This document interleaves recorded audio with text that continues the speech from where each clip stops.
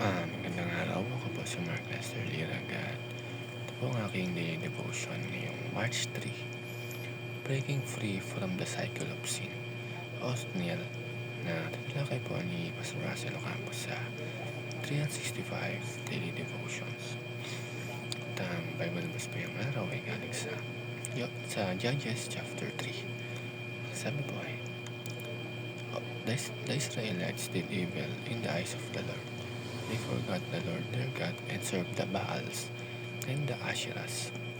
The anger of the Lord burned against Israel so that he sold them into the hands of Cushan-Rishathaim, king of Aram Naharaim, to whom the Israelites were subject for 8 years.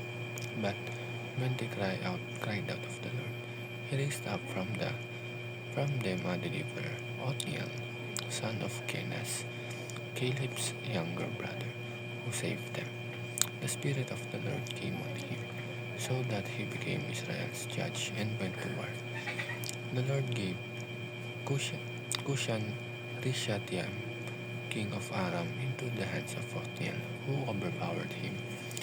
So the land had peace for 40 years until Othniel, son of Kenaz, died.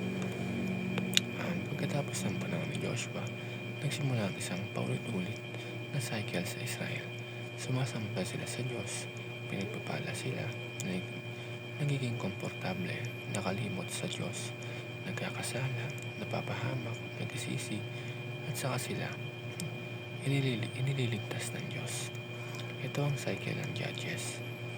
Mabasa natin sa Judges chapter 3 verse 9. And when the children of Israel cried unto the Lord raised up a deliverer, Othniel, and he delivered them. At dito natin makikita ang three teachings tungkol sa cycle ng kasalanan ng mga Israelites. Itong first is, God is easily forgotten in times of prosperity. Habang may kapayapaan at blessing ng Israel, unti-unti nilang nakalimutan ng Diyos. Ganito rin tayo minsan. Kapag may problema, malapit tayo sa Diyos. Pero kapag okay na ang buhay, nagiging busy tayo at nawawala ang dependence natin sa Kanya. Ang prosperity ay blessing, pero maaari rin itong maging spiritual danger kapag nakalimutan natin kung sino ang nagbigay nito. Second, God uses affliction to produce repentance. Pinayagan ng Diyos na maapi ang Israel, hindi dahil gusto niya silang saktan, kundi para ibalik ang puso nila sa Kanya. Minsan, ang hardship ay hindi punishment, kundi correction. Ang affliction ay parang alarm clock ng Diyos. Ginigising tayo kapag nalalayo na tayo sa Kanya. Kapag dumadaan tayo sa mahirap na season, maaaring ginagamit ito ng Diyos upang ibalik tayo sa tamang direksyon.